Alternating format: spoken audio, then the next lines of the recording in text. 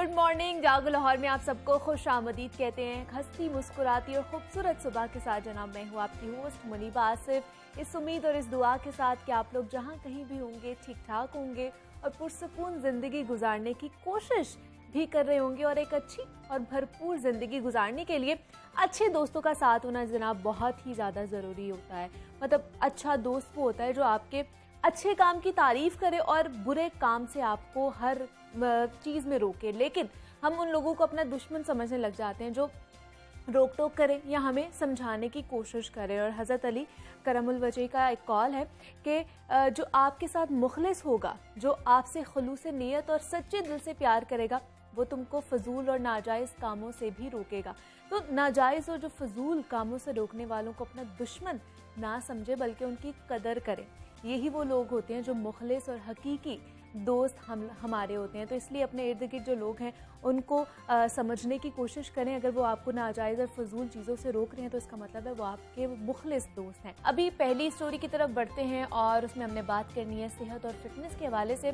तो हमारी सेहत का इन्हिसार जिन चीज़ों पर होता है उनमें से सबसे ज़्यादा जो अहम है वो हमारी खुराक होती है, हमारी डाइटरी हैबिट्स होती हैं, डेली रूटीन और रोज़ाना एक्सरसाइज करने या ना करने की आदत उसमें शामिल होती है। और नामुनासिब डेली रूटीन और गैर मुतवाज़न खुराक कई किस्म की जो बीमारियां हैं उनको जन्म दे रही होती हैं और जिनमें डायबिटीज़ आ जाता है और हाई ब्लड प्रेशर सरे फहरिस्त है। और साल 2020 के गैर सरकारी इदादोशुमार के मुताबिक आपको बताती चलूँ तो आबादी के लिहाज से दुनिया के 5वें बड़े मुल्क पाकिस्तान में 46% से ज़ायद शहरी जो हैं वो हाई ब्लड प्रेशर का शिकार है। और पाकिस्तान हाइपरटेंशन लीग नामी तिब्बी तंजीम के मुताबिक हर 20 में से 9 से भी जायद पाकिस्तानियों को हाई ब्लड प्रेशर की तिब्बी हालत का सामना है। और ऐसे शहरियों में नौजवानों का जो तनासुब है वो ज़्यादा हो चुका है। हाई ब्लड प्रेशर की सबसे बड़ी वजह एक्सरसाइज ना करना और गैर मुतवाज़िन खुराक का इस्तेमाल है। कौन कौन सी ग़िज़ाएं हाई ब्लड प्रेशर और हाइपरटेंशन की वजह बनती हैं और किन ग़िज़ाओं के इस्तेमाल से इन बीमारियों से बचा जा सकता है, इस पर आज हम बात करेंगे। हमारे साथ इस वक्त मौजूद हैं ज़ैनब गोंदल हैं, न्यूट्रिशनिस्ट हैं। ज़ैनब, मैं आपको खुश आमदीद कहती हूँ। जागो लाहौर में कैसी हैं आप? बिल्कुल ठीक, शुक्र है अल्लाह का। आप कैसी हैं?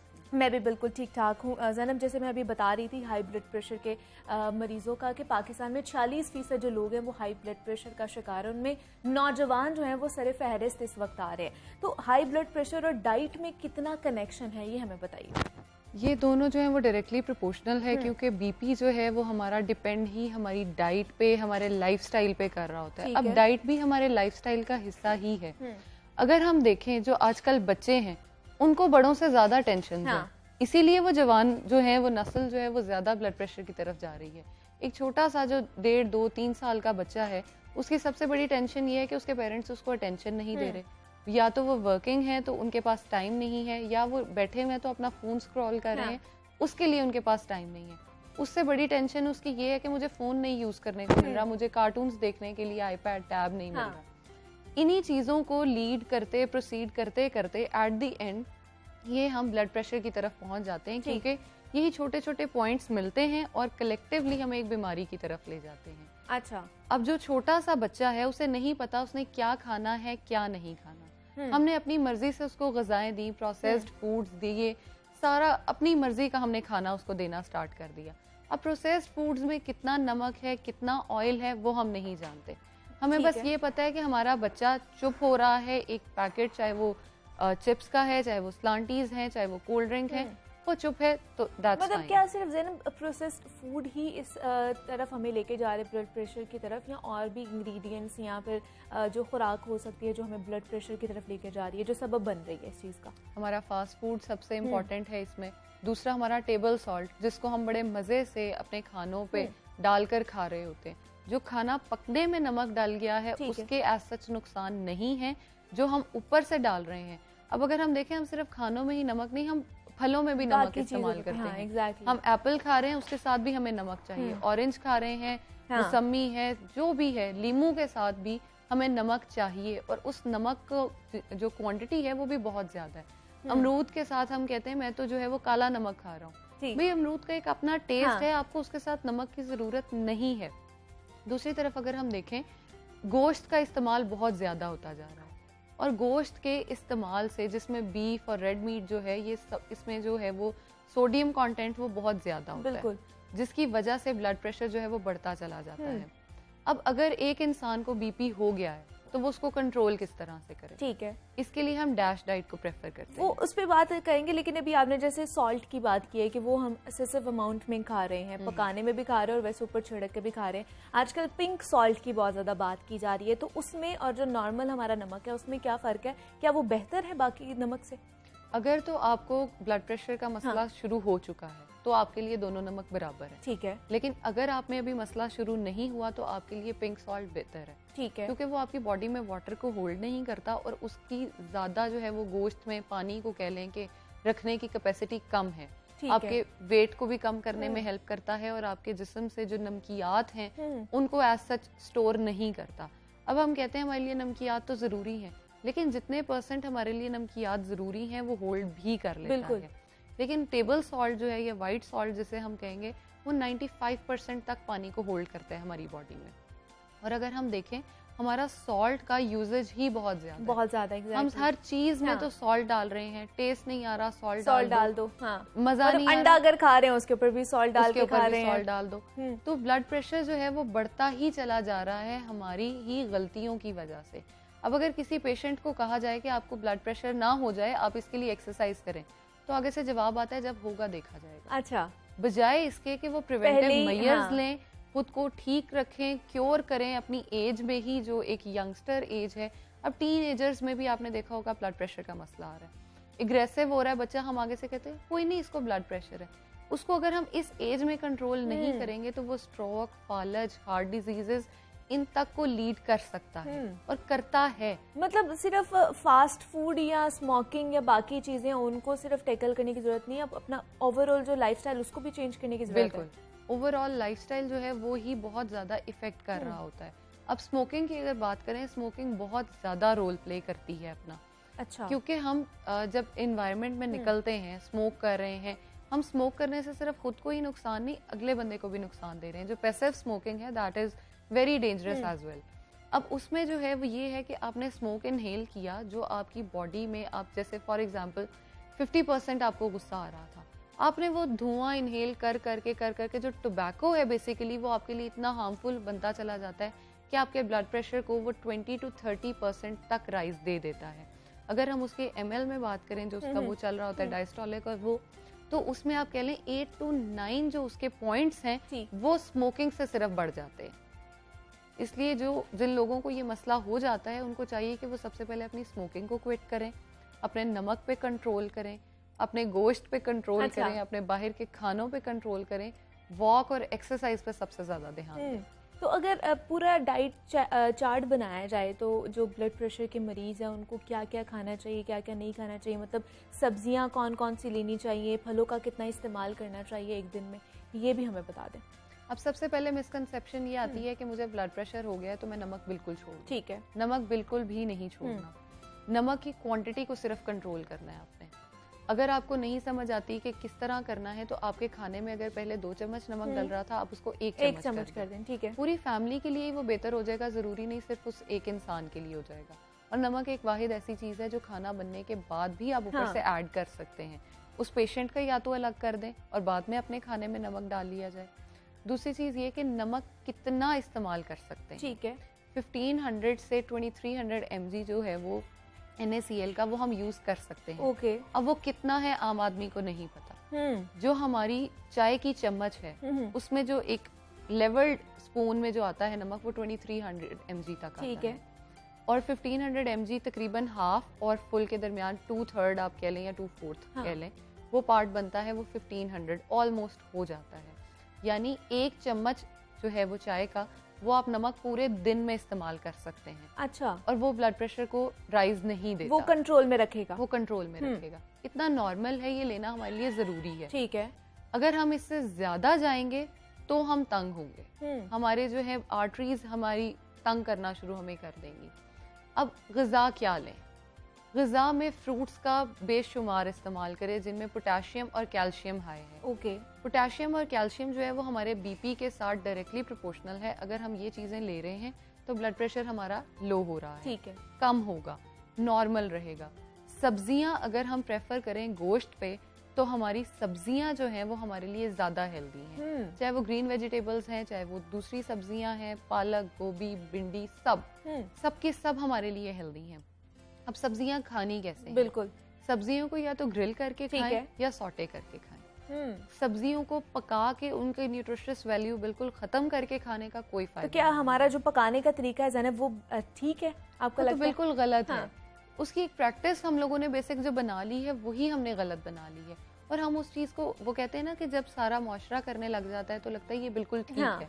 हालांकि ये सबसे ज्यादा गलत प्रैक्टिस है। अगर हम इसको थोड़ा सा कंट्रोल कर लें तो हम बहुत सारी बीमारियों से बच सकते हैं। अब अगर हम देखें, हार्ट के जो मरीज हैं वो 30 साल के बंदे तक की जो है वो हम लोग देख रहे होते हैं, बायोप्सीज और ऑपरेट हो रहे होते हैं, ओपन हार्ट सर्जरीज हो रही, वो क्यों हो रही है? यही सब फैक्टर्स जो हैं वो उनमें आ रहे हैं और वो इस चीज को कंट्रोल नहीं कर पा रहे। आजकल सबसे बड़ा बीपी राइज करने का जो मुझे मसला लगता है खुराक के साथ, वो ये है मेरी कितने लाइक्स आ गए हैं, कितने फॉलोअर्स हो गए हैं। ये जो एक टेंशन हम लोगों ने जो माहौल हम लोगों ने खुद ही अपने इर्द गिर्द जो है क्रिएट कर लिया हुआ है। बिल्कुल, और उस चीज को हम टेंशन समझते ही नहीं है। हर 2-2 मिनट बाद सेलफोन चेक करना कि कितनी नोटिफिकेशंस आ गई हैं, ये एक बहुत बड़ा मसला है जिसको हमें कंट्रोल करना पड़ेगा। ठीक है, डाइट के साथ वॉक, एक्सरसाइज और थोड़ा सा अपनी इनएक्टिविटी, मतलब ये जो नमक है उसके साथ साथ सोशल मीडिया का भी थोड़ा सा कम इस्तेमाल करना है। बड़ा नमक है। हाँ, उसको भी थोड़ा सा कम इस्तेमाल करना है और उसकी टेंशन नहीं लेनी इतनी कि सोशल मीडिया आपकी लाइफ नहीं है, वो एक लाइफ का हिस्सा है, उसको लाइफ का हिस्सा ही बनाए। दूसरा, बच्चों में जो है ब्लड प्रेशर या बीपी का जो टेंडेंसी है उसको किस तरह हम रोक सकते हैं, ये कम कर सकते हैं? कौन कौन सी खुराकों से उनको अवॉइड करना चाहिए और कौन सी ज़्यादा देनी चाहिए उन्हें? जैसे ही बच्चे वीनिंग फूड पे आए, यानी जब खाना वो शुरू करें, हमें उनके खाने पे फोकस करना पड़ेगा कि हम उन्हें क्या दे रहे हैं। ठीक है, हम उन्हें फ्रूट्स तो इंट्रोड्यूस कराते हैं, फ्रूट्स सॉरी सब्जियां नहीं कराते। नहीं कराते उन्हें। सब्जियों में मैक्सिमम हम कराते हैं तो पोटैटो, आलू करा देते हैं, उसके अलावा हम कुछ भी नहीं देते। और अगर हम प्रेफर करते हैं तो हम चिकन या मटन, मतलब बोटी जिसको हम कह रहे हैं, उसको प्रेफर कर रहे होते हैं, ये बोटी खाए। वो भी हम उसको वॉश करके दे रहे होते हैं जिसका टेस्टलेस हो जाता है। बच्चे के अब टेस्ट बर्ड्स हमने डेवलप होने ही नहीं दिए। अब जब बच्चे के टेस्ट बर्ड्स डेवलप नहीं हुए, आप 1 साल तक तो उसको अलग खाना बना के देंगे, प्रैक्टिस कराएंगे, उसके बाद आप कहेंगे ये घर के खाने में से मतलब फिर वो टेबल फूड पे कैसे आएगा? जब हम घर के खाने पे उसको लाएंगे पहले तो वो आएगा नहीं, और अगर वो आएगा तो उसका सोडियम कंटेंट एकदम राइज करेगा। ठीक है, ये भी बीपी को कॉज करेगा। बहुत सारे मसले जो हैं वो हमारी लाइफ के साथ चल रहे हैं और हम अपने बच्चे को खुद गिफ्ट कर रहे हैं। बहुत सारी बीमारियां ऐसी हैं जो हम खुद गिफ्ट कर रहे हैं अपने बच्चे को। अब अगर हमने उसको बच्चे को लगाना है तो सवाल आता है किस चीज पे लगाना। बिल्कुल, अब चीनी नमक दोनों इक्वली हमारे लिए हार्मफुल हैं। हम हर चीज पे या तो चीनी स्प्रिंकल कर रहे हैं या नमक डाल के एग्जैक्टली। अब अगर उसको सब्जियां दे रहे हैं तो उनको बॉयल या ग्रिल जैसे घर के लिए बना रहे हैं वही उसको देना शुरू करें। बस उसमें मसाला जात थोड़े कम रखें और थोड़े पोर्शन में उसको देना स्टार्ट करें। आहिस्ता आहिस्ता आहिस्ता आहिस्ता वो डेवलप कर जाएगा और हमारे खाने पे जब वो आएगा, तकरीबन आप साल में कह लें, अपने साल में उसको खाने पे लेकर आए। थोड़े से नमक से स्टार्ट करें, 1 टेबलस्पून तक आप उसको ले आएंगे बहुत आराम से और उसको प्रॉब्लम भी नहीं होगा। अब अक्सर बच्चों में हम देखते हैं प्रैक्टिस आ रही होती है कि वो वॉमिटिंग बहुत ज्यादा करने लग जाते हैं जब खाना खाते हैं, वो भी नमक का ही कॉज है। ओके, नमक और स्पाइसेस जब हम बच्चे की बहुत ज्यादा बढ़ा देते हैं तो उससे वो बर्दाश्त नहीं होती, वो वॉमिटिंग की तरफ जाना शुरू हो जाता है। बच्चों में आजकल कॉमन प्रैक्टिस है सर दर्द, बड़ों में भी है, बच्चों में भी है। हाँ, ये भी नमक का ही कॉज है आप कह लें, क्योंकि ब्लड प्रेशर एज सच तो साइलेंट किलर है, वो पता नहीं चलने देता और एकदम से अटैक करता है। पता तब चलता है जब आपकी कोई आर्टरीज फट जाती हैं, आई में ब्लड आ गया, ब्रेन में ब्लड फैल गया, तब जाके पता चलता है कि मुझे ब्लड प्रेशर है। मतलब कंडीशन जब वर्स्ट होना शुरू हो जाती है तब हमें पता चलता है और उसके सिम्टम्स आना शुरू होते हैं। दूसरा, जैसे हम लाहौरी हैं, लाहौरियों का आपको पता है कि चटपटे खाने और बाहर के ज़्यादा जो खाने हैं वो पसंद करते हैं। तो अगर हफ्ते में अगर देखा जाए तो लाहौरी हैं, छोड़ तो नहीं सकते, तो हफ्ते में 1 दिन 2 दिन कितने दिन वो बाहर का खाना खा सकते हैं? अब ये डिपेंड करता है कि वो खा क्या रहे हैं। ठीक है, अगर तो आप बहुत ऑयली जैसे हलवा, पुड़ी, मूंग पाए, चने, इनकी बात की जाए तो इनमें ऑयल बहुत ज्यादा है, प्रेफरेबली दूसरे कंटेंट। ठीक, या तो जब आप लेने जा रहे हैं आप उससे शॉपकीपर से क्लेम करें कि भाई आप इसका ऑयल जो है वो मुझे रिमूव कर दें। ठीक है, क्योंकि घर में आके उस तरह से रिमूव हम नहीं कर पाते। कम से कम 2 बार अगर उस पे से ऑयल उतरे तो वो हमारे लिए जो है वो कोलेस्ट्रॉल उससे बचाने के लिए हमारे लिए मददगार है। अब उनमें स्पाइसेस बहुत ज्यादा हैं। बिल्कुल। अगर आप बारबेक्यू का इस्तेमाल कर रहे हैं तो बारबेक्यू में तो आप उसको बोल सकते हैं कि बनाते हुए ऑयल एक तो कम रखें, और सॉल्ट और स्पाइसेस को जो है वो कंट्रोल करें। ठीक है। अगर आप बारबेक्यू और इन चीजों की तरफ जा रहे हैं तो आप हफ्ते में 2 बार इसका इस्तेमाल कर सकते हैं। ठीक है। और अगर आप नान, चने, इन चीजों पे जाना चाह रहे हैं तो हफ्ते में 1 बार जो इसका इस्तेमाल है वो भी मोर देन इनफ होगा, और उसको भी कंट्रोल्ड पोर्शन में। मतलब बारबेक्यू निस्बतन ज्यादा बेहतर है उन चीजों से। बेसिकली हमारा प्रॉब्लम ये है कि हम अगर नहीं खा रहे तो हम नहीं खा रहे, लेकिन अगर हम खाने पे आते हैं तो हमें कोई रोक नहीं सकता। खा सकते हैं फिर हम। हाँ। इसीलिए हर हफ्ते अगर आप आउटिंग कर लेंगे तो आप एक एग्रेसिव पन में नहीं जाएंगे कि मैंने डेली खाना है या रोज बाहर से ही मुझे खाना है। इसीलिए मैं कहती हूँ कि वीक में 1 बार खा लें, ताकि जो आपकी एक वो टेंडेंसी आपको बुला रही है ना कि बाहर से खाना है, बाहर से खाना है, एक नॉक हो रहा है, उसको आप वो कंप्लीट कर लें, ताकि आपकी जो है वो सारी क्रेविंग्स पूरी हो जाए। और बाहर के खाने के साथ साथ हम लोग फिजी ड्रिंक्स का भी बहुत इस्तेमाल करते हैं, वो हमारे जो बीपी को कितना बढ़ा सकती हैं। फिजी ड्रिंक्स की जो मैंने लास्ट रिसर्च पढ़ी है उसमें मैंने इवन यहाँ तक पढ़ा है कि आपके माइंड के लिए बहुत नुकसानदेह है, आपकी आई साइट के लिए बहुत नुकसानदेह है। और हम बच्चों को या बड़ों को इतने शौक से फिजी ड्रिंक्स दे रहे होते हैं कि आप इंजॉय करें इस चीज को। एक हमने खाना गलत खाया, ठीक है, उसके साथ हमने फ्रिजी ड्रिंक्स ली, वो भी ठंडी, हमें कोल्ड पसंद है, बहुत ठंडी हम पीते हैं, तो वो जो नमक और ऑयल हमने बॉडी में डाला है ये फ्रिजी ड्रिंक्स जाएंगी और उसको वहीं पे होल्ड करा देंगे। हमारी आर्टरीज में जो ब्लड का फ्लो है ये उसको बहुत ज्यादा डिस्टर्ब करती हैं। उसके अंदर जो शुगर कंटेंट है अगर उसकी बात की जाए तो एक ग्लास जो है किसी भी ब्रांड की बात कर लें वो 9 टेबल स्पून तक जो है ना वो चीनी एक ग्लास में होती है। ओके। और जहां दूसरी तरफ देखा जाए तो औरतों के लिए एक दिन में 6 टेबल स्पून और मर्दों के लिए 9 टेबल स्पून जो है वो नॉर्मल है। ठीक है। अब अगर फॉर एग्जांपल मैं पी रही हूँ, मैंने 1 ग्लास पिया, मैंने तो 9 टेबल स्पून अपनी इकट्ठी कंज्यूम कर ली, बाकी पूरा दिन में क्या करूंगी। exactly. अब मैं फ्रूट्स भी ले रही हूँ, रोटी भी ले रही हूँ, चावल भी ले रही हूँ, वो सारी मेरी प्रैक्टिस ही खराब हो गई। बेसिक हमारी बीमारियां जो हैं उनकी जड़ ही हमारी डाइट है। अगर हम अपनी डाइट को ठीक कर लें तो हमारा लाइफस्टाइल और हम बिल्कुल ठीक परफेक्ट हो जाएंगे। बिल्कुल ऐसे ही है जनाब, हमारी जो डाइट है वो ही हमें लेकर जाती है बीमारियों की तरफ। और अगर हम जैसे ज़ैनब भी बताए थे, अगर हम अपने डाइटरी हैबिट्स को ठीक कर ले तो हम ये बीमारियों से भी दूर रह सकते हैं। ज़ैनब गोंदल हमारे साथ मौजूद थी, न्यूट्रिशनिस्ट हैं। ज़ैनब बहुत शुक्रिया आपका, आपके वक्त का कि आप यहाँ पर आई हैं। और ब्लड प्रेशर और बाकी भी चीज़ों के हवाले से हम बात कर रहे थे। ओवरऑल अगर आप अपना लाइफस्टाइल चेंज कर लेंगे, अपनी डाइटरी हैबिट्स ठीक कर लेंगे तो इन तमाम तर बीमारियों से आप बच सकते हैं। जनाब मजीद भी आपसे बात करेंगे, यहाँ वक्त एक छोटी सी ब्रेक का मिलते हैं। इस ब्रेक के बाद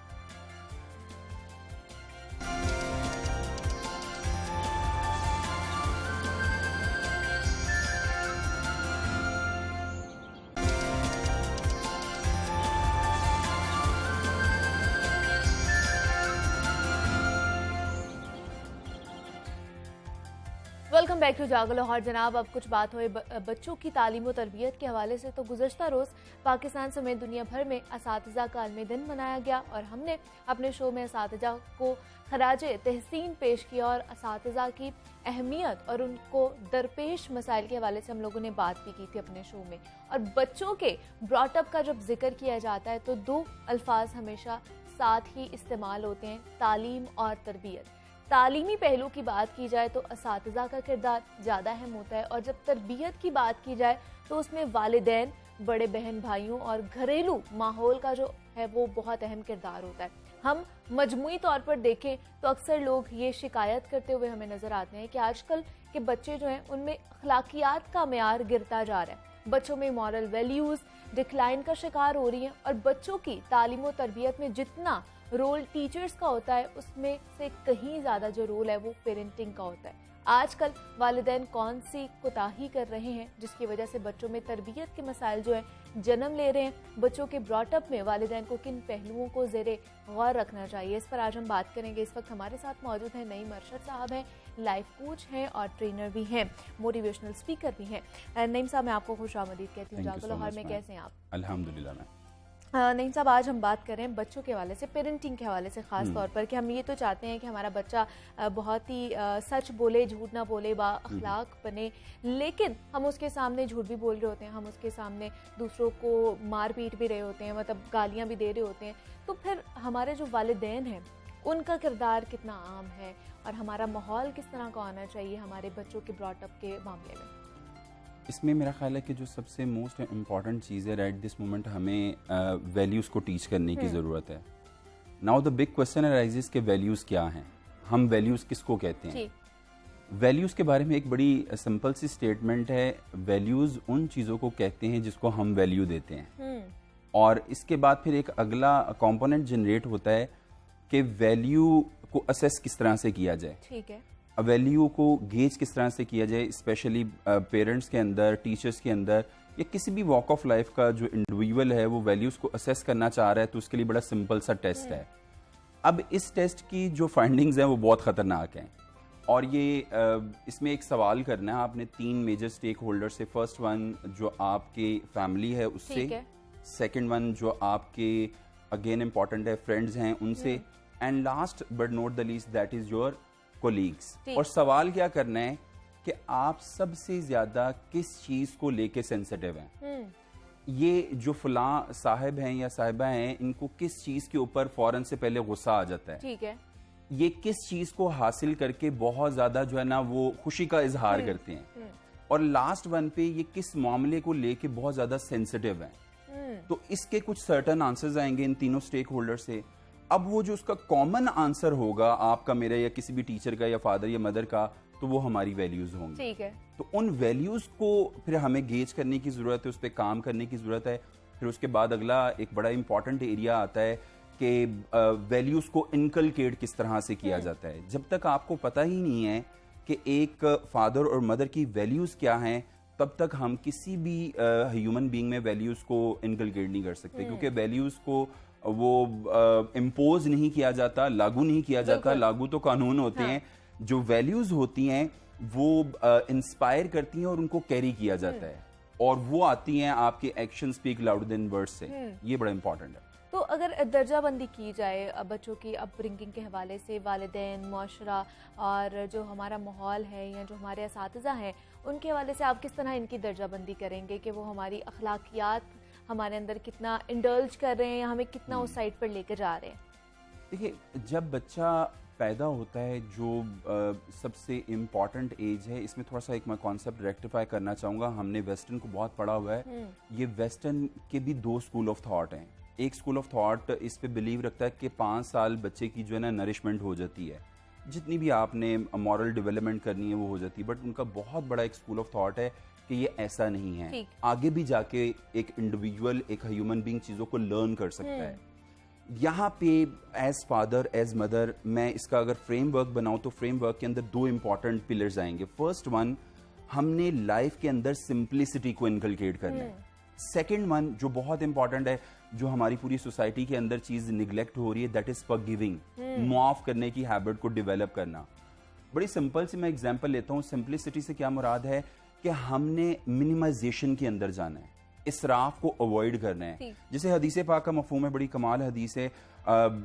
साद रदिल्लाह ताला वजू फरमा रहे थे तो आका अलैहिस्सलाम पास से गुजरे, तो आपने कहा कि ये इसराफ है। तो हजरत साद ने फरमाया, क्या आका अलैहिस्सलाम वजू में भी इसराफ होता है? आपने फरमाया कि अगर आप बहती नहर के किनारे पे भी हैं और उसमें भी जो वजू में रिक्वायर्ड पानी है आप उससे एक्सेस यूज कर रहे हैं, तो वो भी इसराफ है। तो आज हम ब्लैक फ्राइडे और वो ब्लेस फ्राइडे और वो शॉपिंग के मामलात और ब्रांड्स के मामलात, तो ये कहाँ की सिंप्लिसिटी है? दिस इज वेरी इंपॉर्टेंट कि हमने फर्स्ट वन कंपोनेंट जिस पे लेके आना है, जो हमारे इखलाकी इक़दार का बहुत बड़ा कंपोनेंट है, दैट इज सिंप्लिसिटी। और हजारों एग्जांपल्स इसके मौजूद हैं। सेकंड वन जो मैंने बात की फॉर गिविंग की, सपोज हम सारे सिग्नल्स पे खड़े होते हैं, जब इशारा लगता है तो उसमें बहुत से लोग इशारा तोड़ते भी हैं मुनीबा।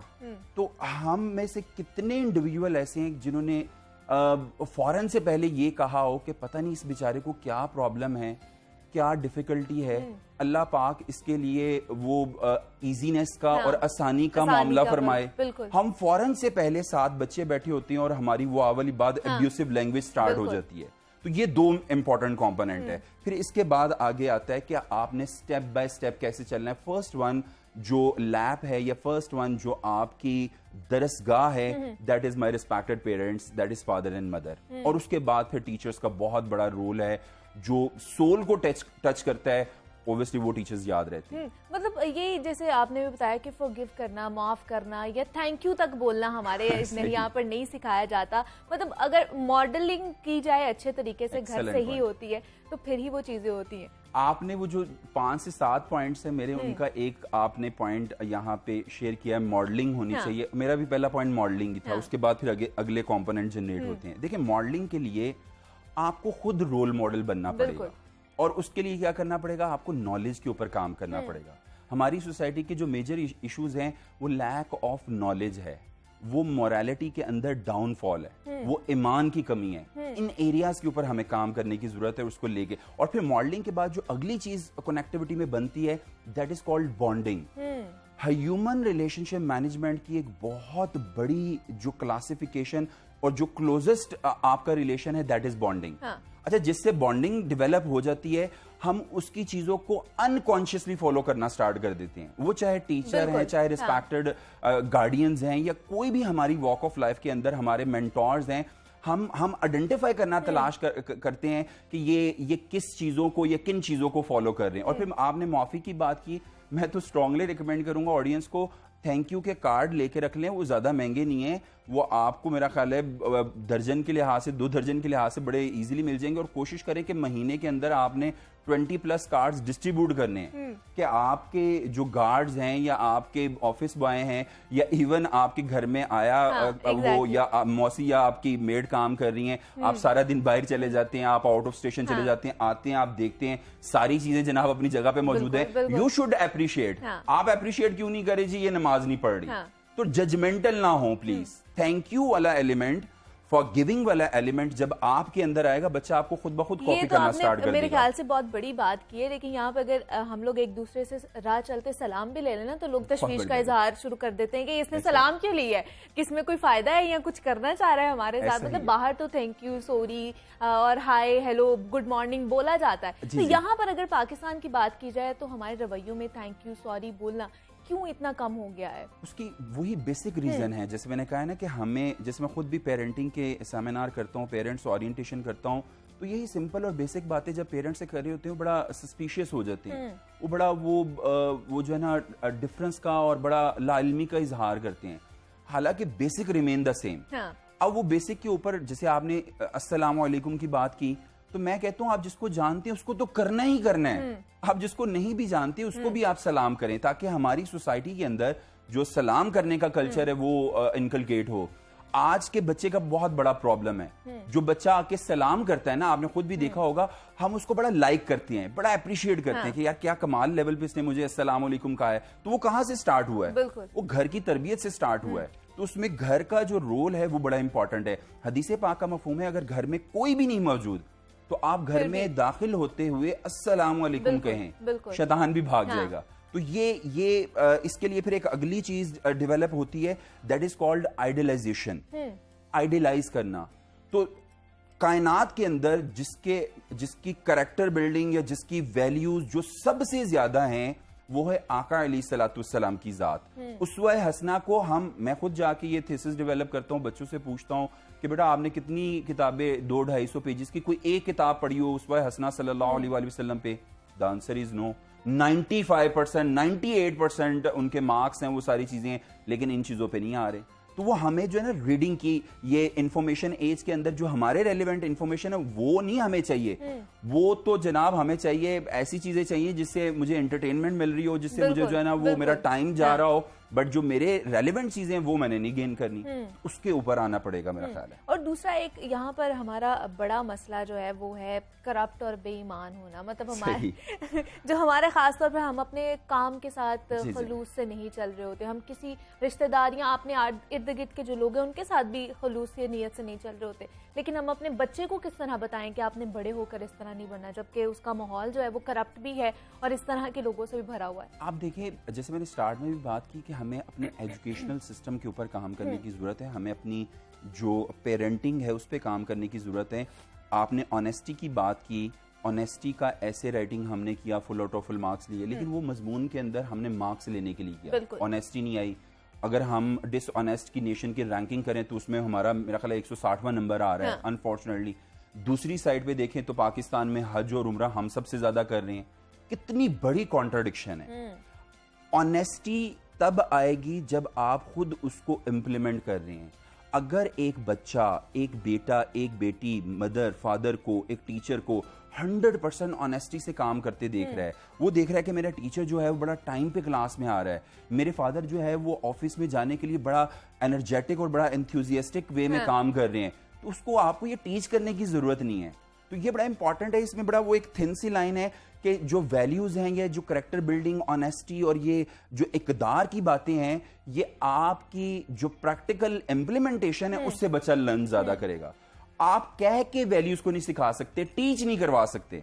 आप वैल्यूज को जो एक्शनाइजेशन वाला पॉइंट है उसमें ला के आप बच्चे को बड़ा इजीली कन्वे कर सकते हैं मैसेज, और बच्चों को नजर आ रहा होता है। इट्स नॉट लाइक दिस कि आप ईमानदार हैं और आप बड़ा ईमानदारी से काम कर रहे हैं। से आपकी चीजों से ही बच्चे समझ रहे होते हैं और पता चल रहा होता है। दूसरा, वालिदैन का अपने बच्चों के साथ क्वालिटी टाइम जो है, क्वालिटी टाइम वो जरूरत है कितनी स्पेंड करने की, क्योंकि हम ये देखते हैं कि जरूरियात वो पूरी कर देते हैं उनकी, मतलब उनको चीजें ला के दे दी, लेकिन उनकी तरबियत के ऊपर इतनी तवज्जो नहीं देते। इसमें मैं फिर रिकनेक्ट करूंगा जो मेरा पेरेंटिंग का एक्सपीरियंस रहा लास्ट 14 इयर्स का, उसमें बड़ा एक अनफॉर्चुनेट एक पॉइंट है जो आपने भी डिस्कस किया। पेरेंट्स ने पेरेंटिंग को समझ लिया है, स्पेशली मैं फादर की यहाँ पे बात ऐड करना चाहूंगा। मैं सुबह अर्ली इन द मॉर्निंग जाता हूँ, रात को आता हूँ, तो ये बच्चे का इशू नहीं है, ये स्पाउस का इशू नहीं है, ये बेटा या बेटी का इशू नहीं है, दिस इज माई प्रॉब्लम। मैंने 100% टाइम देना है। फिर मैं रिकनेक्ट करूंगा आका अलैहिस्सलाम की उसवा हसना से। इशा की नमाज के बाद आप 1 घंटा अपनी फैमिली को दिया करते थे और उसके बाद आप सो जाया करते थे टाइम पे, और फिर early in the morning time पे उठते थे। तो दिस इज वेरी इंपॉर्टेंट कि आपने कॉन्शियसली टाइम निकालना है, और जैसी विश है आपके बच्चे की, उस विश के मुताबिक आपने वो टाइम स्पेंड करना है। जैसी विश है आपकी स्पाउस की, उसके मुताबिक आपने टाइम स्पेंड करना है, if you want to achieve the maximum. तो ये इस तरह से जो है वो क्वालिटी टाइम जो है आपने लेके चलना है, और ये कॉन्शियसली इसके ऊपर काम करना है। और रिसर्च बताती हैं कि वो पेरेंट्स, वो गार्डियंस जो ज्यादा टाइम स्पेंड करते हैं अपने बच्चों के साथ, स्पाउस के साथ, वो ज्यादा प्रोग्रेस करती हैं अपनी प्रैक्टिकल लाइफ के अंदर जाके। लेकिन क्वालिटी टाइम ये तो नहीं है ना कि आप साथ साथ बैठे हुए हैं, खाना खा रहे हैं, लेकिन गैजेट्स भी साथ हैं आपके। अनफॉर्चुनेट है कुछ। हमें ना, वो अब्दुल बकार साहब हैं शाम के, बहुत बड़े पेरेंटिंग के मैनेजमेंट गुरु कंसिडर किए जाते हैं। इस्लामिक पेरेंटिंग के अंदर उन्होंने बहुत काम किया है। वहां पे उन्होंने कुछ सर्टेन प्रिंसिपल्स बताए हैं घर को चलाने के लिए। उनमें से एक प्रिंसिपल है कि क्या आपने घर में जो आपके गैजेट्स, टैबलेट्स हैं, उनका क्या एक टाइम फिक्स किया हुआ है कि नहीं किया हुआ, कि इतनी देर से इतनी देर हमने इंटरनेट का यूज करना है। If I am a father और मैं जनाब 3-3, 4-4 घंटे यूज कर रहा हूं मुनीबा, तो मैं कैसे अपनी बेटी को जो 7 या 8 साल की, या बेटा है मेरा 2.5 साल का, 3 साल का, मैं उसको किस तरह से रोक सकता हूं। आप एक यहाँ पे एग्जाम्पल कोड करना चाहूंगा। बच्चा शराब पीना नहीं सीखता, बच्चा जो एक और कोई नेगेटिव काम है वो करना नहीं सीखता। वो क्यों नहीं सीखता? क्योंकि वो उसके सामने नहीं हो रहा। स्मोकिंग नहीं सीखता क्योंकि फादर को उसने कभी स्मोकिंग करते नहीं देखा हुआ। बच्चा ऑल द टाइम फादर और मदर को मोबाइल फोन यूज करते देख रहा है, तो वो कैसे नहीं सीखेगा मोबाइल का इस्तेमाल, मुझे बताएं। तो उसके लिए आपको अवॉइड करना पड़ेगा। आप बता दें अपने कोलीग्स के अंदर और अपने फ्रेंड्स, सर्कल ऑफ फ्रेंड्स के अंदर कि भाई this is my family time, और इसको मैंने साइड पे रख दिया है, इस टाइम के बाद मैं आपसे कनेक्ट करूंगा। तो ये कुछ सर्टन रूल्स, रेगुलेशन घर को चलाने के लिए हमें बनाने पड़ेंगे। और आप देख लें, बड़ा एक सिंपल रूल है, आपको फैमिली को बताना चाहिए कि किस टाइम पे आपने हमारे घर में आना है, किस टाइम पे जाना है। आज अगर हम फैमिली का मिजाज देखें, रात को बच्चे जनाब फरमाइश कर देते हैं पिज्जा ले आए, बर्गर ले आए। ये कहाँ की सिंप्लिसिटी है, ये कहाँ की बेसिक्स हैं। इन बेसिक्स के ऊपर आना पड़ेगा। वो 20 पॉइंट्स थे, उनमें से ये 2-3 पॉइंट्स मैंने आपके लिए और ऑडियंस के लिए रखे हैं। इन पॉइंट्स के ऊपर आए, कुछ अपने घर चलाने के असूल, कवायदो, जवाबित जो है वो लेके आए, खुद भी उन पर अमल करें। सबसे पहले आपका अमल स्टार्ट होगा और फिर बच्चों की तरफ आपका जाएगा। असूल और कवायदो जवाबित ये अब नहीं है, ये बहुत पुराने हैं। इनको हम लोगों ने फरामोश कर दिया, हम पीछे छोड़कर आ गए। उनको वापस लाने की जरूरत है। मतलब सिर्फ बच्चों की काउंसलिंग नहीं होनी चाहिए, पेरेंट की भी अब काउंसलिंग बहुत ज्यादा अब जरूरत पड़ गई है कि पेरेंटिंग भी होनी चाहिए और उनकी भी काउंसलिंग हम लोगों को करनी चाहिए। नईम अरशद साहब हमारे साथ मौजूद है, मोटिवेशनल स्पीकर है। बहुत शुक्रिया सर आपका कि आपने वक्त दिया और आप यहाँ पर आए। जिस तरह हम बात कर रहे थे पेरेंटिंग के हवाले से, तो जनाब अब पेरेंट्स को भी काउंसलिंग की जरूरत पड़ने वाली है, बल्कि पड़ चुकी है इस दौर में। मजीद भी जनाब आपसे बात करेंगे। वक्त एक छोटी सी ब्रेक का मिलते हैं, इस ब्रेक के बाद।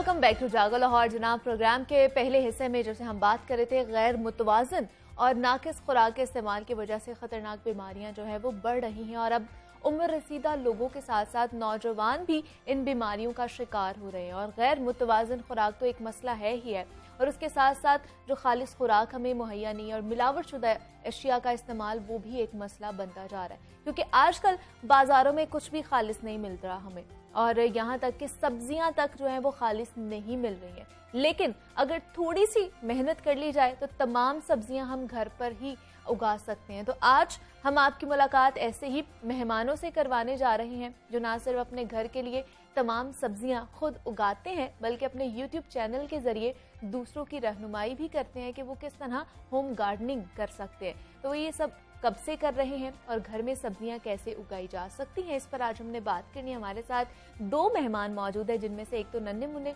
किचन गार्डनर उन्हें कह सकते हैं, फैजान जावेद मौजूद हैं हमारे साथ, और उनके साथ मौजूद हैं जावेद इकबाल साहब, वो भी किचन गार्डनिंग ही करते हैं। मैं आप दोनों को खुशामदीद कहती हूँ जागो लाहौर में। कैसे हैं आप? Thank you. फैजान, आप कैसे हैं? मैं बहुत अच्छा हूँ। बहुत अच्छे हैं, लग भी रहे हैं बहुत अच्छे। आप किचन गार्डनिंग ने ना आपको मतलब एक तरोताज़ा कर दिए, फ्रेश कर दिया आपको, है ना? अच्छा, फिर जावेद साहब आपसे स्टार्ट करेंगे। कैसे ख्याल आया ये किचन गार्डनिंग का? क्या जो बाहर से मिलावट शुदा चीज़ें खा खा के उकता गए थे, इस वजह से आपने कहा कि मैं अपनी किचन गार्डनिंग शुरू कर दूँ?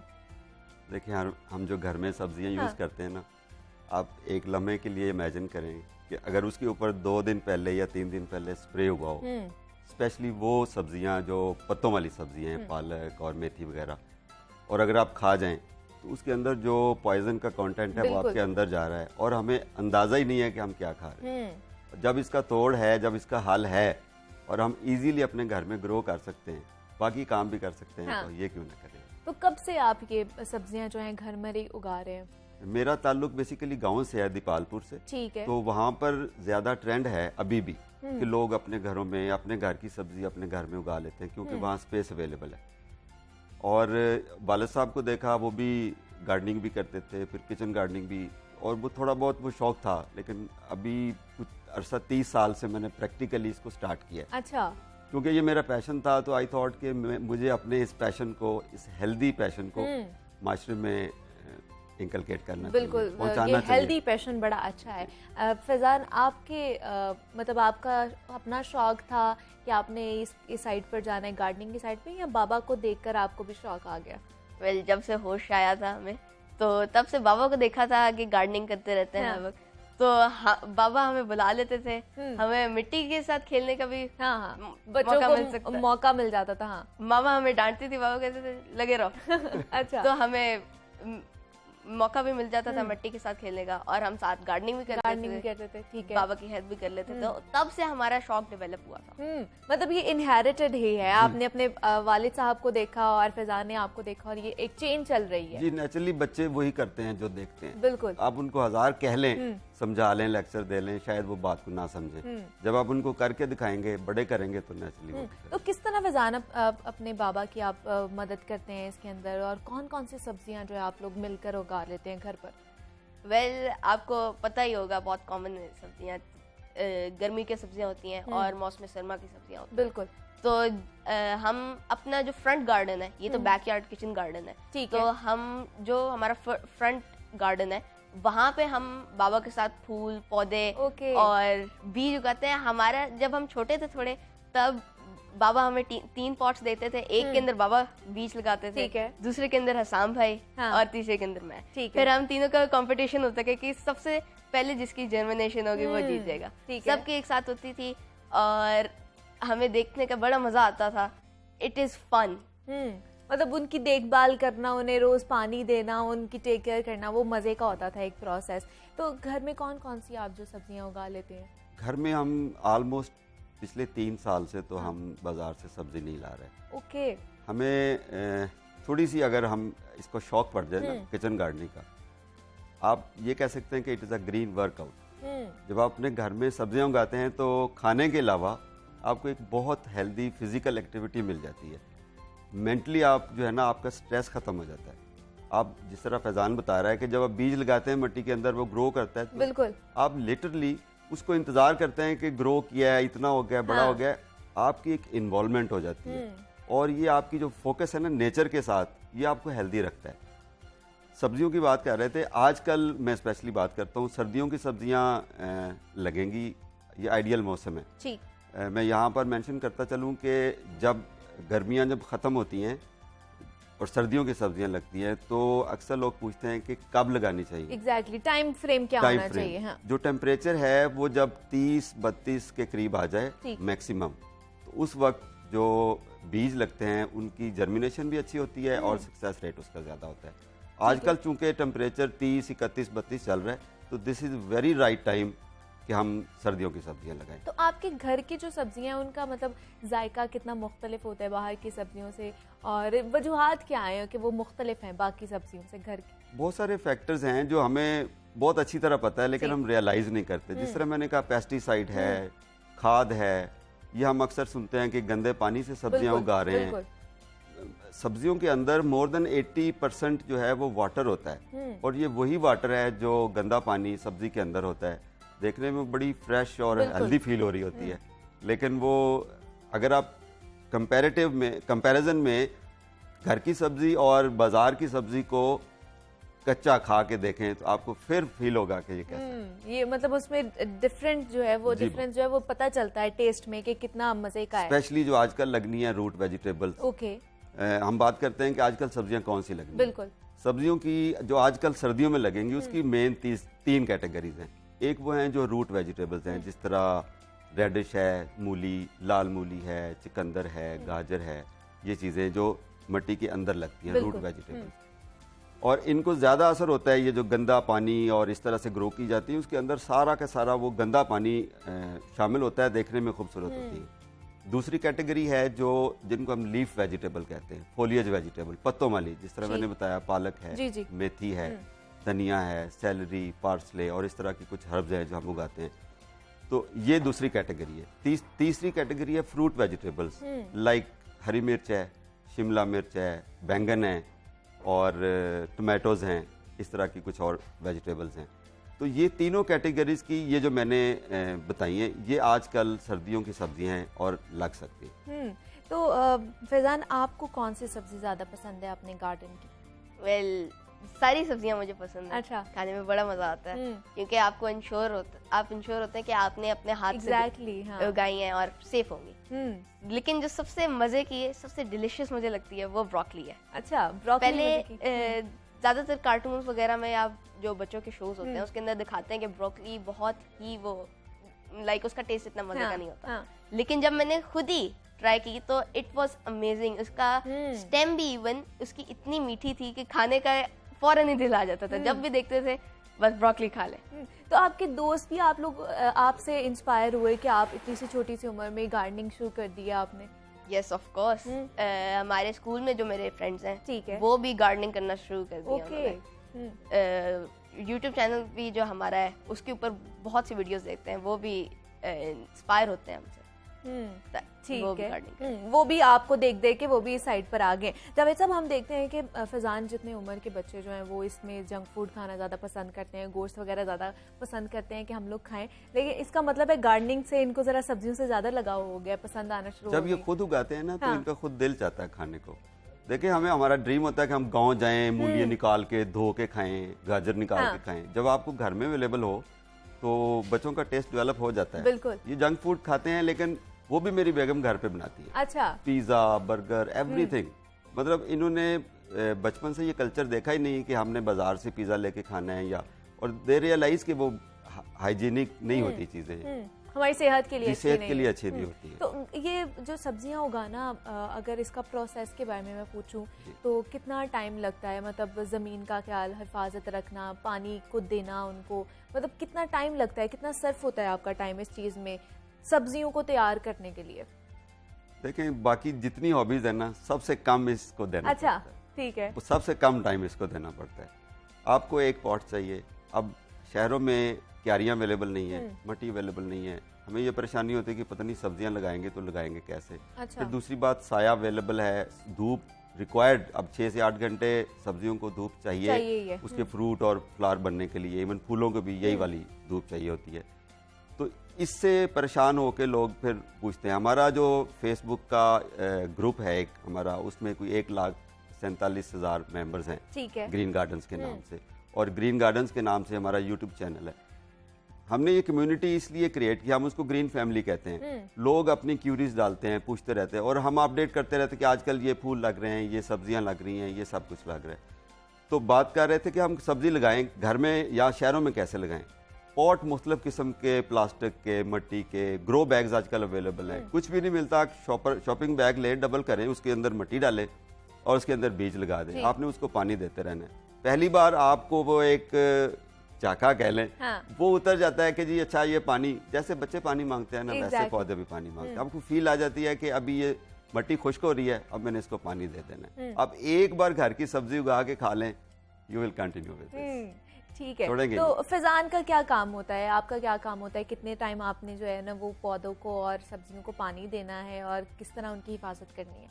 शाम को बाबा जब गार्डनिंग स्टार्ट करते हैं तब हम उन्हीं के साथ गार्डनिंग स्टार्ट कर देते हैं। जब बाबा स्टार्ट करते हैं तो फिर ये हमारे रहता है कोई 2-3 घंटे तक हम उनका पानी देते हैं, नए प्लांट लगाते हैं और उनकी ट्रिमिंग करते हैं, गोडी शोडी करते हैं, प्रूनिंग करते हैं। और इसी दौरान हम वीडियोस भी बना लेते हैं। अच्छा, ये अपने स्कूल मेट्स को, अपने क्लास मेट्स को जाके उनको बता देते हैं, यूट्यूब चैनल पे भी डाल देते हैं, लोगों को भी उसकी अवेयरनेस हो जाती है। नहीं तो अगर किसी ने किचन गार्डनिंग सीखनी है, आप तो पिछले 30 साल से माशाल्लाह करते आ रहे हैं, अगर सीखनी है तो वो किधर से सीखे, कहाँ से सीख सकता है? माली वगैरह से सीख सकता है या कहाँ से सीख सकता है? देखें आजकल सोशल मीडिया का दौर है। सिंपली आप यूट्यूब पे जाएं, how to grow vegetables, anything. आपने धनिया उगाना है तो how to grow dhania, how to grow tomatoes, तो आपको एक अच्छी लीड मिल जाती है, आपको आइडिया हो जाता है। फिर हमारे पाकिस्तान में अभी बहुत सारे ग्रुप्स हैं, जिस तरह हमारा ग्रीन गार्डन्स है, और भी हैं जो लोगों को गाइड कर रहे हैं। वहाँ पर लोगों के जहन में जो क्वेश्चन होता है वो पूछते हैं और हम कोशिश करते हैं कि उनको गाइड करें। और हमारे ग्रुप में बहुत सारे एक्सपर्ट्स हैं जो कि गाइड करने के लिए तैयार हैं। लोग लगाना चाहें, मतलब इस काम की तरफ आए, उनको खुद ही वो जो राह उनकी हमवार हो जाएगी। ये जो आप पौधा लेकर आए हैं, ये क्या किस किस्म का पौधा है और ये किस काम आता है हमारे? ये इंडोर प्लांट है। इंडोर प्लांट्स बहुत सारे होते हैं, आपने तो आर्टिफिशियल रखे हुए हैं। हमने सोचा कल आपका सेट देखा तो हमने कहा आपके सेट में एक जरूर रियल पौधा भी इजाफा कर देना चाहिए। इंडोर प्लांट्स जो हैं बेसिकली वो ऑक्सीजन पैदा करते हैं और आपकी जो एयर होती है इंडोर, उसको प्योरीफाई करते हैं। ठीक है, इसका नाम है arrowhead syngonium. It is one of the indoor. ठीक है, ये इंडोर प्लांट्स में आता है। और इनकी क्या किस तरह हिफाजत करनी पड़ती है, कितना टाइम देना पड़ता है इनको? आपने सिर्फ पानी देना है, सिर्फ पानी देना है और ओवर वाटरिंग नहीं करनी। यहाँ पर मैं जरूर मेंशन करूंगा, अक्सर लोग ग्रुप में कहते हैं कि पौधे इंडोर मर जाते हैं या घर के पौधे मर जाते हैं, वो ओवर केयर की वजह से या ओवर वाटरिंग की वजह से। ओके, हमें पानी मुनासिब देना चाहिए। हम खुद भी पानी ज्यादा पी लें, हमें परेशानी हो जाती है, पौधों का भी यही है। तो आजकल के मौसम के हिसाब से मतलब और कौन कौन से जो है पौधे हम लगा सकते हैं अपने माहौल को साफ सुथरा बनाने के लिए, ऑक्सीजन को अच्छा करने के लिए? इंडोर प्लांट्स की लंबी रेंज है। अब किसी नर्सरी पे जाए, उन्हें बताएं जी हमें इंडोर प्लांट दें, मतलब आपको नाम याद रखने की जरूरत नहीं। आप नर्सरी वाले से पूछें कि भी मुझे इंडोर प्लांट चाहिए, जो आपको खूबसूरत लगते हैं देखने में, जिसके पत्ते आपको अपील कर रहे हैं, वो लाएं और घर में रख लें। और उससे आप भी खुश होंगे और आपका माहौल भी तरोताज़ा रहेगा। जावेद इकबाल साहब हमारे साथ मौजूद थे और मोहम्मद फैज़ान भी हमारे साथ मौजूद थे। आप दोनों का बहुत शुक्रिया, और फैज़ान आपका भी बहुत शुक्रिया कि आप लोग यहाँ पर आए हैं। और हम बात कर रहे थे जनाब किचन गार्डनिंग के हवाले से कि आप ज़रूरत नहीं है आपको कि बाहर की आपने मिलावटशुदा चीज़ें खानी है, सब्जियाँ खानी हैं। आप घर पर भी वो चीज़ें खुद ही उगा सकते हैं और उनके हवाले से वो जो लोग हैं वो भी यहाँ पर मौजूद हैं जो आपकी राहें हमवार कर सकते हैं। इस सिलसिले में मज़ीद भी जनाब आपसे बात करनी है। यहाँ वक्त एक छोटी सी ब्रेक का, मिलते हैं इस ब्रेक के बाद।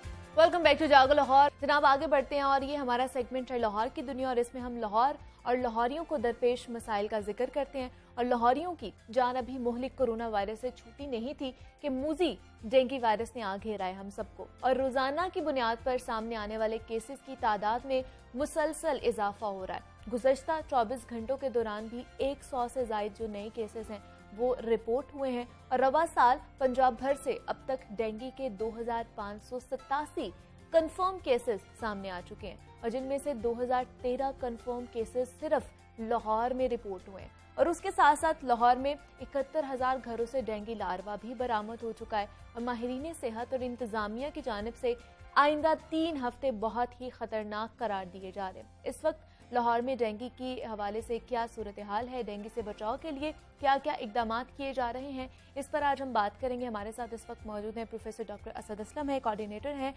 इंसदाद डेंगू और कोरोना प्रोग्राम पंजाब के। सर मैं आपको खुश आमदीद कहती हूँ जागो लाहौर में। कैसे हैं आप? अल्लाह का शुक्र है। सर हम देख रहे हैं कि डेंगू का जो मर्ज है वो हम लोग तकरीबन भूल ही चुके थे कि ये है भी है, एग्जिस्ट भी करता है, लेकिन अब ये वापस आया और भरपूर शिद्दत के साथ वापस आया। तो एवरेज अगर बात की जाए तो कितने केसेस जो हैं वो डेली रूटीन पर रिपोर्ट हो रहे हैं और कोई सीरियस केसेस भी मौजूद हैं? देखें इस वक्त लाहौर में 318 मरीज दाखिल हैं, ठीक है, जिसमें तकरीबन 7 पब्लिक सेक्टर हॉस्पिटल हैं, बाकी प्राइवेट सेक्टर। तो हम उनकी हर 2 घंटे के बाद अपडेट लेते हैं कि कितने मरीज नए आए, कितने डिस्चार्ज हुए हैं, कितने सीरियस हैं। तो इस वक्त 318 मरीज दाखिल हैं और इस वक्त हमारे पास जो कैपेसिटी सिर्फ लाहौर में ही है वही तकरीबन 450 बेड की है। ठीक है। तो अल्लाह का शुक्र है कि अभी वो नौबत नहीं आई कि हमने कोई पैनिक हमारे नज़दीक आया हो कि बेड कम हो गए हैं या नहीं। तो हमने एक रैंप अप प्लान भी दे दिया सारे हॉस्पिटल को कि अगर आपके ये मौजूदा बेड फिल हो जाएं। शुरू में पूरे पंजाब में 400 बेड थे बिल्कुल डेंगू के, इस वक्त पूरे पंजाब में तकरीबन 800 बेड हैं। ठीक है, ठीक, तो हमने रैंप अप प्लान भी सब हॉस्पिटल को दे दिया है कि अगर खुदा ना खाता ये बेड आपके भर जाते हैं तो आपने आगे मजीद बेड भी डेंगू के लिए क्रिएट करने हैं। तो इस वक्त सूरत हाल अल्लाह का शुक्र है कंट्रोल में है। हुकूमत ने बर वक्त एक इकदाम किए हैं और लोगों को कोई बेड की एडमिशन का कोई दाखिले का कोई दुश्वारी या इलाज का कोई दुश्वारी का सामना नहीं करना पड़ता। इसके अलावा इन बेड की जो मौजूदा बेड्स हैं, इसके अलावा 340 बेड का एक्सपो सेंटर जो है, पहले वो कोविड के लिए था, अब उसको कन्वर्ट कर दिया है इनटू डेंगू फील्ड हॉस्पिटल। ठीक है, क्योंकि सारी तैयारियां मुकम्मल हैं, ह्यूमन रिसोर्स वहाँ पर मुकम्मल है, अद्वियात पहुँचा दी गई हैं और जो मतलब नेट भी वहाँ पर सारे हर बेड पर लगा दिए गए हैं। तो it's a perfectly operational condition. ठीक है, तो सिर्फ हमें गो हेड मिलेगा कि जिस वक्त हम ज़रूरत महसूस करेंगे खुदा ना खाता कि लोड ये मौजूदा हॉस्पिटल बर्दाश्त नहीं कर सकते तो हम वहाँ पर मरीजों को दाखिल करना शुरू कर दें। तो सर इसके अलावा क्या पंजाब हुकूमत जो है इकदाम उठा रही है डेंगू से निपटने के लिए?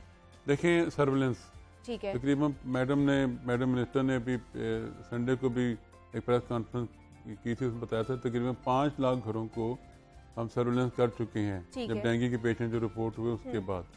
और सर्विलेंस सबसे ज़्यादा ज़रूरी। इसके अलावा डेंगू लार्वा की डिटेक्शन की वो टीम जो है प्राइमरी सेकेंडरी की, डिस्ट्रिक्ट गवर्नमेंट की, जगह जगह घरों में जा रही है, मोहल्लों में जा रही है, स्कूलों में जा रही है, हॉस्पिटल में भी जा रही हैं और बाकायदा वहाँ पर वो अगर लार्वा डिटेक्ट होता है तो स्प्रे वगैरह किए जाते हैं, डिसइंफेक्टेंट डाले जाते हैं। सबसे ज़रूरी चीज़ जहाँ पर लार्वा डिटेक्ट होता है, ठीक है, उन लोगों के खिलाफ FIR दर्ज की जा रही है। FIR दर्ज, वो सबसे इम्पोर्टेंट चीज़ है। लोगों को पता होना चाहिए कि डेंगू एक्ट जो है वो इन प्लेस है बिल्कुल, और अगर इसके मुताबिक किसी के घर से, किसी की दुकान से, किसी जगह से लार्वा बरामद होगा, उस पर FIR दर्ज होगी और 3 से 6 महीने की सजा भी उसमें लिखी हुई है, वो भी हो सकती है।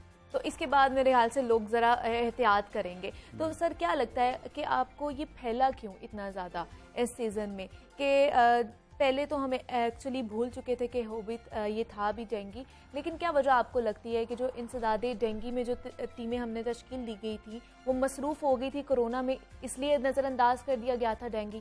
देखिए मेरा ख्याल है मेरे समेत हर शहरी पर, हर जो फर्द है पाकिस्तान का, उसके ज़ेर पर कोविड सवार था।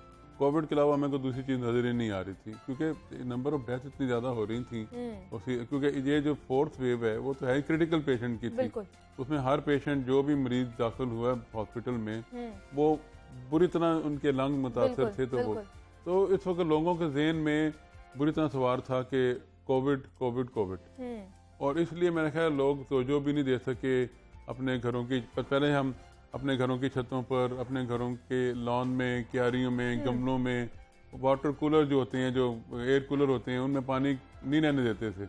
तो मैं ख्याल इस दफ़ा कोई अनइंटेंशनल किस्म की कोताही आप समझ लें on part of every person हुई है। तो मेरा ख्याल है कि उसकी वजह से, इसलिए वो जहाँ पानी इकट्ठा था वहाँ लार्वा मच्छर पलता गया, अफज़ाइश उसकी होती मच्छर गई, पैदा बिल्कुल। होते गए। तो क्या जो अगर डेंगू के मरीज की अगर बात की जाए तो वो क्या जल्दी रिकवर हो जाता है? उसका रिकवरी टाइम क्या है कोरोना के पेशेंट के लिहाज से? देखें, अभी बड़े 1 या 2% लोग पेशेंट हैं जो बड़े सीरियस स्टेज में जाते हैं, जो हेमोरेजिक स्टेज पे जाते हैं। बाकी जिनका प्लेटलेट कम होता है, देव कईयों का तो 10,000 तक चला जाता है, 5,000 तक चला जाता है। अच्छा। तो उनको एडमिट करके दवाइयाँ दी जाती हैं, ब्लड वगैरह दिया जाता है, तो वो तकरीबन 7 to 10 डेज में पूरी तरह रिकवर करके पेशेंट घर चले जाते हैं। ठीक है, लेकिन अगर सर प्लेटलेट्स जैसे आपने बात की कि वो गिर जाते हैं, उनको पूरा करने के लिए फिर हमें क्या करना चाहिए? देखें, हर हॉस्पिटल में ब्लड बैंक कायम है। ठीक है। और वहाँ पर ब्लड में से प्लेटलेट को सेपरेट करके मरीज को लगाई जाती हैं। बेसिकली इसकी कंजर्वेटिव मैनेजमेंट है, क्योंकि स्पेसिफिक ट्रीटमेंट नहीं है कंजर्वेटिव। तो हर हॉस्पिटल में ब्लड बैंक मौजूद है, और ब्लड बैंक की में ब्लड प्लेटलेट सेपरेट करके वो पेशेंट को लगाए जाते हैं। और उनकी जब क्या नाम उसका ब्लड प्लेटलेट लेवल बढ़ जाता है तो वो फिर पेशेंट को इम्प्रूवमेंट का घर भेज। इसके अलावा एक मेगा किट होती है। ठीक है। और वो मेगा किट जो है वो हुकूमत प्रोवाइड कर रही है फ्री ऑफ कॉस्ट। ओके। और उन्होंने कहा कि हर हॉस्पिटल जो 500 से 1000 बेड का है उसमें 5 किट हर वक्त मौजूद रहेंगी। ठीक है। और जो 1000 बेड से ज़्यादा मौजूद है उसमें 10 किट हर वक्त मौजूद रहेंगी। और अगर उसमें 2 कंज्यूम हो जाती हैं तो फ़ौरन उनको रिप्लेस करके पूरा 10 या 5 कर दिया जाए, ताकि किसी शॉर्टेज का सामना ना करना पड़े। और ये फ्री ऑफ कॉस्ट होंगी? Free of cost. इसके अलावा एक ड्रिप, खास ड्रिप होती है डेक्ट्रॉन 40 का। ठीक है। वो भी हुकूमत ने फ्री ऑफ कॉस्ट लोगों पेशेंट के लिए प्रोवाइड कर दी है, और वो तकरीबन सारे हॉस्पिटल को प्रोवाइड की गई है। किसी पेशेंट को कोई ना डेंगू के लिए ना कोविड के लिए, किसी पेशेंट को हुकूमत की तरफ से बड़ी क्लियर इंस्ट्रक्शन है कि एक आपने पैरासिटामोल, जो कोई पेन किलर या कोई बुखार को उतारने वाली गोली है, पेशेंट को बाजार से लिख के नहीं देती। ठीक है। तो 1 रुपए से लेके तो 1 लाख रुपए तक की जो पर डे की मेडिसिन है वो हुकूमत मरीजों को फ्री प्रोवाइड कर रही है, खुद ही दे रही है। अगर सर कोरोना के मरीज को अगर डेंगू हो जाए तो वो उसके लिए कितना खतरनाक हो सकता है? क्योंकि दोनों में ही कमजोरी हो जाती है, हमारा इम्यून सिस्टम कमजोर हो जाता है। और क्या इस तरह के केसेस भी रिपोर्ट हुए हैं? बहुत कम है, लेकिन डबल वायरल, बेसिक दोनों वायरल इन्फेक्शन है। तो और एक में कुछ अद्वियात दे सकते हैं, वो कंट्राइंडिकेटेड है, दूसरे में तो इसलिए सूरत हाल काफ़ी तशवीशनाक हो जाती है। ठीक है। तो बहुत कम केसेस ऐसे में बहुत ही कम है कि जिनको डबल इन्फेक्शन है। फिर उनको हम जो अगर किसी को कोविड भी पॉजिटिव है और डेंगू भी, तो हम उनको कोविड वार्ड में शिफ्ट करके उसके नेट लगा देते हैं ताकि बाकी पेशेंट को ये ट्रांसफ़र ना हो। और मैनेजमेंट उसकी फिर कंजर्वेटिव मैनेजमेंट है, लेकिन हमें ज़्यादा जो है, जैसे डेंगू की मैनेजमेंट कंजर्वेटिव है। ठीक है। बुखार देना है, डेक्ट्रॉन 40 देना है, या खुदा ना खाता जरूरत पड़े प्लेटलेट देने हैं, या फिर मेगा किट देनी है, उसकी कंजर्वेटिव वो साथ साथ चलती रहती है। वो कोविड के ट्रीटमेंट पर असरअंदाज नहीं होती। ठीक है। और अगर देखा जाए तो जो है इनको खुराक फिर किस तरह की देनी चाहिए कि मगर अब अगर डेंगू का मर्ज लाहक हो गया है या बीमारी हो गई है तो किस तरह की हमें खुराक खानी चाहिए? एक तो पानी, frequent water, plenty of fluid, और दूसरा हाई प्रोटीन डाइट। ठीक है। ये मेजर प्रिंसिपल है जो इन दोनों वायरल इन्फेक्शन का, कि डाइट तो बड़ी अच्छी और हाई प्रोटीन डाइट इनको मिलनी चाहिए, और प्लेंटी ऑफ फ्लूइड बड़ा ज़रूरी है। लेकिन इतना डेंगू के पेशेंट में इतना फ्लूइड भी नहीं देना चाहिए कि फ्लूइड ओवरलोड हो जाए, तो मतलब जूसेस कहते हैं कि ज़्यादा से ज़्यादा पीना चाहिए, कैलकुलेटेड अमाउंट से देती हैं। और दूसरा सर, आजकल लोग इस वजह से भी ज़्यादा कंफ्यूज हैं कि इनके दोनों के सिम्टम्स शायद थोड़े से मिलते जुलते हैं, कोरोना के भी और डेंगू के भी। क्या ऐसा है? लेकिन जो डेंगू का ना, उसमें हाई ग्रेड फीवर, वो क्या नाम उसका, उसमें फ्लू लाइक सिम्टम नहीं होते डेंगू में। ये आपने उसमें हाई ग्रेड फीवर, जिस्म का दुखना, और पाँव जिस तरह जमीन पर रखते हैं तो बिल्कुल आपको लगता है कि आप कांटों पर खड़े हो गए हैं। तो जबकि कि कोविड के सिम्टम ना उतना डिफरेंट हैं। उसमें जो पेशेंट ज़्यादा जो प्रेजेंट करते हैं हमें आजकल जो हॉस्पिटल में, वो फ्लू और जो आजकल जो प्रेजेंट कर रहे हैं वो शॉर्टनेस ऑफ ब्रेथ के साथ। अच्छा। तो शॉर्टनेस ऑफ ब्रेथ जो है वो डेंगू के पेशेंट में बहुत कम देखने में ऑलमोस्ट होती नहीं है। वो फीवर के साथ मलेज, जिस्म दुखना बहुत ज़्यादा, हाई ग्रेड फीवर, ये डेंगू के पेशेंट में होता है। जो कोविड के पेशेंट हैं उनमें फ्लू लाइक सिम्टम होते हैं, खुश खांसी होती है, और जो एडवांस स्टेज जो अगर जब लंग इन्वॉल्व हो जाते हैं तो फिर उनको शॉर्टनेस ऑफ ब्रेथ वगैरह होती है। ठीक है। और अगर घर में इनिशियल स्टेज पर अगर किसी को बुखार चढ़ गया या डेंगू हो गया तो उसको इनिशियल स्टेजेस पे क्या करनी है, कौन सी दवाई खानी है? सिर्फ पैनाडोल पैनाडोल लें और ब्लड टेस्ट कराएं। ठीक है। ब्लड टेस्ट से आपको देखें डेंगू के पेशेंट में बाईसाइटोपिनिया होता है, यानी कि ब्लड काउंट जो है काफ़ी कम हो जाता है, ठीक है। प्लेटलेट काउंट कम हो जाते हैं, बाईसाइट मतलब 2 किस्म के सेल की जो नंबर ऑफ सेल्स हैं वो कम हो जाते हैं, बाईसाइटोपिनिया कहते हैं इसे। इसलिए ब्लड टेस्ट सबसे ज़रूरी है। और देखें अब हर सरकारी अस्पताल में ये फ्री हो रहा है। बिल्कुल। और हुकूमत ने प्राइवेट लैब्स के लिए भी ये पाबंद कर दिया है कि 90 रुपये से ज़्यादा वो चार्ज नहीं करेंगे ब्लड टेस्ट के लिए और कंप्लीट ब्लड पिक्चर के लिए। तो इसलिए पहले अगर लोगों की सहूलत के लिए, ताकि उनको अगर कोई अस्पताल नहीं जाना चाहता सरकारी अस्पताल, प्राइवेट अस्पताल, लेकिन वहाँ भी उसको 90 रुपये से ज़्यादा नहीं देना। 90 रुपये मतलब अगर किसी को डेंगू हो जाता है या उसने अपना टेस्ट करवाना है तो सरकारी हॉस्पिटल से उनका फ्री ऑफ कॉस्ट जो है टेस्ट होगा, ब्लड टेस्ट। और अगर किसी प्राइवेट हॉस्पिटल या किसी प्राइवेट लैब में जा रहे हैं तो वहाँ पर हुकूमत की तरफ से मुख्तस किया गया है कि सिर्फ 90 रुपये में होगा। तो ये आप लोगों के लिए एक अच्छी भी बात है कि अगर आप कहीं जा रहे हैं तो आपने सिर्फ 90 रुपये में वो टेस्ट कराना है। अगर नहीं करा रहे तो फिर उनके खिलाफ कार्रवाई हो सकती है। आप इतला कर दें, हेल्थ केयर कमीशन को इतला कर दें, पंजाब हेल्थ केयर कमीशन को कर दें, हेल्थ डिपार्टमेंट स्पेशलाइज हेल्थ को कर दें, प्राइमरी सेकेंडरी हेल्थ डिपार्टमेंट को कर दें, लेकिन ज़्यादा है कि आप primary Punjab health care commission को कर दें, क्योंकि वो सारे हॉस्पिटल को फौरन विजिट कर लेते हैं। ठीक है। और दूसरा सर, डेंगू के साथ साथ मलेरिया भी बहुत ज़्यादा फैल रहा है और वो भी बढ़ता ही जा रहा है, उसकी भी तशवीशनाक हालत सामने आ रही है। तो उसके हवाले से भी इकदाम उठाए जा रहे हैं हुकूमत की तरफ से, इसके ऊपर भी ज़ेर गौर है चीज़ें? जी बिल्कुल। देखें, अगर जब मैं आपको बताऊं कि जब पेशेंट डेंगू का फीवर के साथ आता है, सस्पेक्टेड डेंगू के साथ, हुकूमत ने एक गाइडलाइन दे दी है सारे अस्पतालों के लिए, आपने हॉस्पिटल में डेंगू काउंटर बनाने हैं। ओके। वहाँ पर उसके 5 स्टेप्स हैं। पहले स्टेप पर जो नर्स वाइटल देती है, ब्लड प्रेशर चेक किया, टेम्परेचर चेक किया, और फिर उसका क्या नाम है उसका ब्लड सैंपल लिया। ब्लड सैंपल लेके साथ ही उसका ब्लड टेस्ट हो जाता है। विद इन मेयो हॉस्पिटल में जो मशीन लगी है, within 40 second blood test की रिपोर्ट आ जाती है। ठीक है। 6 पार्ट मशीन है, विद इन 40 सेकेंड। वो मशीन जब वो उसकी रिपोर्ट मिलती है, वो साथ ही 3rd स्टेप पर डॉक्टर साहब बैठे हैं, वो उनको देख के देखते हैं, वो देखते हैं कि आया कि ये पेशेंट डेंगू का है ये सब या नहीं है। अगर वो समझते हैं कि ये डेंगू का नहीं है तो फिर उसको अंदर दूसरी वार्ड में भेज देते हैं जो मेडिकल वार्ड है। फिर वहाँ पर उनको बाकी बीमारियों के लिए लाइन पर लाइन मलेरिया हो गया या वो हो गया क्या नाम है इसके, तो वो उसको उस लाइन पर ट्रीटमेंट शुरू कर देते हैं। यहाँ से पेशेंट मैं स्टेप बताऊँ, तीसरे के बाद चौथा स्टेप है डेटा एंट्री की। और डेटा एंट्री के बाद अगर मरीज को डॉक्टर साहब ने कहा है कि घर जाना है तो फिर आगे 5वां स्टेप पर नर्स बैठी है, वो उनको एक पम्फलेट दे देगी कि सारा ब्रोशर कि इसमें देखें अगर आपको ये इलामात हों तो आप फौरन आ जाएं डेंगू के लिए, अगर नहीं है तो आप ये अद्वियात लेते रहें। तो बड़ा अच्छा, एक बहुत ही अच्छा वीडियो भी बना के हमने सारे हॉस्पिटल में सर्कुलेट कर दिया। तो मेरे कहने का मकसद ये था कि अगर किसी को मलेरिया है तो जो डेंगू काउंटर पर जो डॉक्टर साहब बैठे हैं वो उनको फिर अंदर मेडिकल वार्ड में भेज देंगे, तो उनको मलेरिया की ट्रीटमेंट अगर मेडिकल वार्ड समझेगी कि दाखिल करना है दाखिल कर लेंगे, अगर कहेंगे घर भेजना है तो तदबिया देके घर भेज देंगे। हमारे पास अरेंजमेंट उनके दाखिले के लिए मौजूद है, यानी कि हमारे पास सफिशिएंट बेड मेडिकल वार्ड में भी मौजूद है।